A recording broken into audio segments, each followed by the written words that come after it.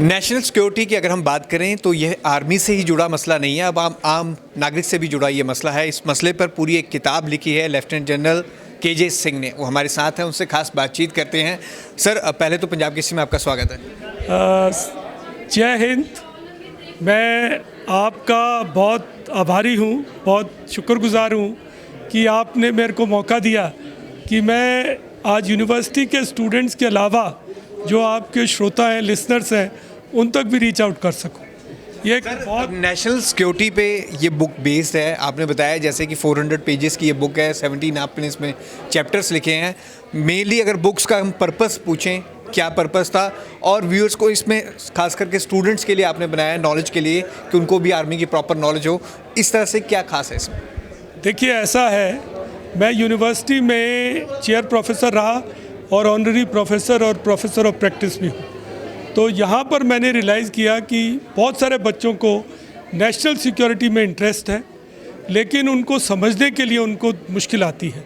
तो ये किताब जो है, इसमें हमने स्टूडेंट्स के लिए, रिसर्च स्कॉलर्स के लिए और जो कॉम्पिटिटिव एग्ज़ाम्स लेना चाहते हैं उनके लिए, हमने नेशनल सिक्योरिटी की इश्यूज़ को 17 चैप्टर्स में डिवाइड करके उनको एनालाइज़ किया है।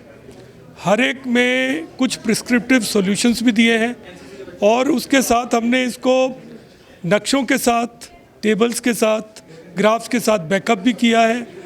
तो ये एक अपनी तरफ से एक कोशिश है और इसको मैंने बहुत सिंपल रखा है, और इसका कीमत भी कुछ ऐसा रखा है जो कि बच्चे इसको आसानी से ले सकते हैं। तो इसमें तमाम जो इश्यूज़ हैं, जो आजकल हम अपने बॉर्डर्स को मैनेज करने की, चाइना के साथ कोप अप करने की, पाकिस्तान का प्रॉक्सी वॉर, नॉर्थ ईस्ट की प्रॉब्लम, उसके अलावा इंडस वाटर ट्रीटी, चाइना पाक इकोनॉमिक कॉरिडोर, इन तमाम तरह की इश्यूज़ का एनालिसिस किया गया है। तो उम्मीद करता हूँ कि आपका ये हमारी बातचीत सुनकर लोगों को इसमें इंटरेस्ट आएगा।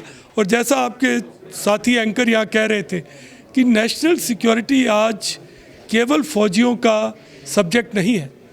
हमारे देश में हम 18% पैसा देश का डिफेंस के ऊपर स्पेंड करते हैं। तो हर एक टैक्स पेयर, हर एक का ये फ़र्ज़ बनता है कि वो अपने डिफेंस और नेशनल सिक्योरिटी के बारे में जागरूक हो। हमारा आपसे यही एक अनुरोध है कि आप एक सिटीज़न वॉरियर बनिए, एक नागरिक योद्धा बनिए, एक जागरूक हिंदुस्तानी बनिए। सर, इंडिया की अगर हम बात करें तो इंडिया में आसपास जितने भी बॉर्डर्स लगते हैं, सभी देशों में अभी इस टाइम पे सिचुएशन काफ़ी वर्स है। चाहे हम पाकिस्तान की बात करें, अभी आपने मणिपुर का भी यहाँ पर जाकर, अब अंदर तो देशों में चुनौती है ही है, लेकिन जो बॉर्डर एरियाज़ में खासकर की चुनौती है, उनसे कैसे निपटा जा रहा है, आर्मी कैसे इस पर कर रही है, और इंडिया की स्ट्रैटेजी क्या चल रही है आपके हिसाब से? देखिए, इसको मैं इतने थोड़े टाइम पे तो बताना बहुत मुश्किल होगा, लेकिन मैं आपको यही बता सकता हूँ कि आर्मी ग्राउंड के ऊपर काफ़ी अच्छी तरीके से मुस्तैद है। आपने देखा कि कितने सालों से पाकिस्तान कोशिश कर रहा है, लेकिन हमने प्रॉक्सी वॉर के ऊपर काफ़ी हद तक काबू पा लिया है। कश्मीर में इलेक्शन भी हुए हैं, गवर्नमेंट भी बनी है। अगर हम चाइना की बात करें तो चाइना ने शुरू में जो किया वो तो एक धोखा था, लेकिन उसके बाद जो हमने कैलाश पर्वत पे किया या यांगसे में जिस तरीके से उनका मुकाबला किया, उसकी वजह से चीन ने अब हमारे साथ एक समझौता भी कर डाला है। तो शॉर्ट टर्म सॉल्यूशन भी है, लॉन्ग टर्म में भी तैयारी चल रही है। बॉर्डर एरियाज़ में इंफ्रास्ट्रक्चर भी बनाया जा रहा है और हम सब ने भी मुस्तैद रहना है। देखिए, हमारे देश का अगर इकोनॉमिक डेवलपमेंट होगा तो हमारे पास ज़्यादा पैसा होगा डिफेंस पे खर्चने के लिए। तो मिलजुल कर सब ने इसमें अपना हिस्सा डालना है। सर, मणिपुर का आपने जिक्र किया, अपने लेक्चर के दौरान भी जिक्र किया, 2 साल हो गए, वहाँ पे सिचुएशन अभी भी वर्स्ट है। क्या बात है वहाँ पर कि आर्मी उस सिचुएशन को कंट्रोल क्यों नहीं कर पा रही है? क्या रीज़न क्या है? देखिए, मणिपुर में पहली बात तो आर्मी लीड एजेंसी नहीं है। जो लीड एजेंसी है वो सेंट्रल आर्म्ड पुलिस फोर्सेस है।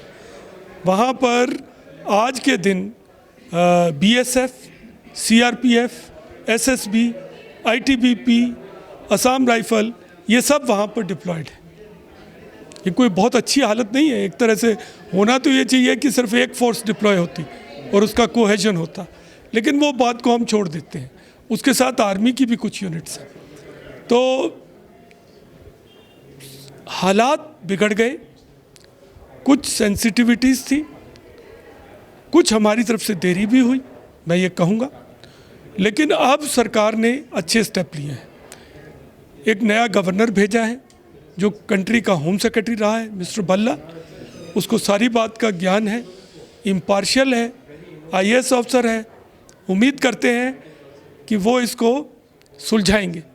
उनके साथ में अभी जो पुराने चीफ मिनिस्टर थे उन्होंने रिज़ाइन कर दिया है, क्योंकि वो चीफ मिनिस्टर कई मायनों में मणिपुर की कुछ जो कम्युनिटीज़ हैं उनके लिए अनएक्सेप्टेबल हो गए थे। वो उनसे बात भी नहीं करना चाहते थे।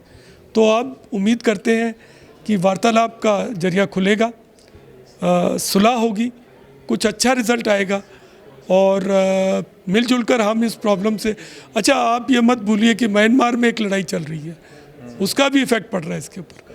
तो इन सब चीज़ों को देखते हुए समस्या जटिल है, लेकिन इम्पॉसिबल नहीं है। सर, पाकिस्तान के पूर्व आर्मी चीफ का भी आपने इसमें दिया है, बयान दिया है कि जियाउल हक, परवेज़ मुशर्रफ ये सब भारतीय थे। किसी को इसके बारे में पता नहीं कि ये भारतीय थे। तो ये किताब खरीदो, आपको पता लगेगा। यही बात है कि वो भारतीय नहीं थे, भारतीय मूल का उनका परिवार था। तो वो यहाँ से गए थे। और हम लोग ना बड़े इमोशनल से हो जाते हैं कि ये सोचते हैं कि चलो ये तो हमारी तरफ का ही है, पंजाबी है, लेकिन ऐसा नहीं है। वो आदमी अपने देखिए, कई बार हम कहते हैं कि अमेरिका में सुंदर पिचाई है इस तरीके से, तो वो कोई भारत के लिए नहीं कर रहा, वो अमेरिका के लिए कर रहा है। हालांकि उसके लिए खुश होना चाहिए, हमें उसको सेलिब्रेट भी करना चाहिए कई मायनों में, लेकिन उसका ये मतलब नहीं निकाल लेना चाहिए कि वो हिंदुस्तान का एजेंट है। नहीं, वैसा नहीं है। वो अपने देश के लिए जो कर रहा है।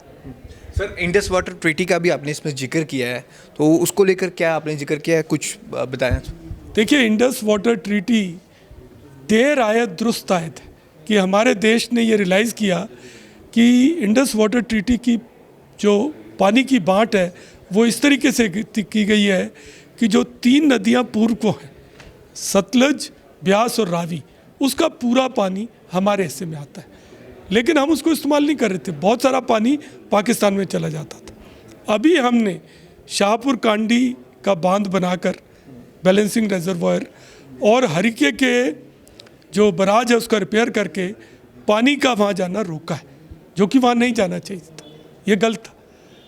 इसके अलावा जो 3 नदियाँ पश्चिम की तरफ है, यानी कि इंडस, सिंधु, झेलम और चेनाब, उसके ऊपर भी पानी की बाँट कुछ इस तरीके से है कि उसका कुछ हिस्सा हमारे हिस्से में आता है, बहुत ज़्यादा नहीं पर आता है, लेकिन वो भी हम इस्तेमाल नहीं कर रहे थे।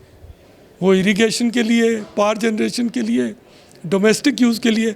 अब सरकार वहाँ पर डैम्स बना रही है, जैसे कि बगलीहार, पक्कल डुल, ये रातले, ये डैम बनाए जा रहे हैं। ये run of the river dams हैं।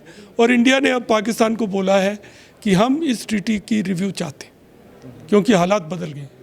तो ये एक इंटरेस्टिंग सब्जेक्ट है, किताब खरीदिए, पढ़िए। सर, इंडियन आर्मी में हर कोई जाना चाहता है, काफ़ी यंगस्टर्स हमारे जाते हैं, नॉर्थ इंडिया से काफ़ी जाते हैं, लेकिन अग्निवीर के आने के बाद कुछ फ़र्क पड़ा इसमें कि अभी भी वही जोश और जज्बा है? देखिए, अग्निवीर एक एक्सपेरिमेंटल इंडक्शन है जिसका अभी तक पूरी तरीके से फैसला नहीं हुआ। शुरू में मुझे भी लगता था ये गलत है, क्यों हुआ।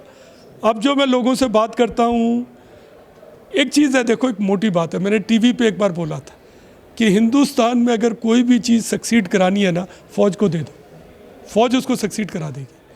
तो अब कह रहे हैं कि अग्निवीर का रिज़ल्ट ठीक आ रहा है। मैं ये नहीं कहता कि लॉन्ग टर्म में क्या इसका कॉन्सिक्वेंस होगा, लेकिन इसकी वजह से कोई फ़ौज में आने में कमी हो, ये चिंता है लोगों को। लोग कहते हैं कि क्या ज़्यादा लोग CAPF में जाना शुरू कर देंगे या पुलिस में जाना शुरू कर देंगे।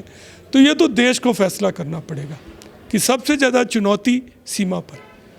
तो सीमा में जो भर्ती हो उसके शर्तें कुछ ऐसी हों कि बेस्ट लोग वहाँ जाने को तैयार हो जाए। दिल्ली तो में लेफ्टिनेंट जनरल केजे सिंह थे, इनकी बुक लॉन्च हुई है नेशनल सिक्योरिटी को लेकर, जिसमें इन्होंने सभी एस्पेक्ट को छुआ है। साथ ही साथ इन्होंने कहा है जो इंडियन आर्मी में लोग जाना चाहते हैं उनके लिए ये बुक काफ़ी नॉलेजेबल होगी। कैमरामैन आकाश के साथ भगवत सिंह, पंजाब केसरी, जगबानी टीवी, चंडीगढ़।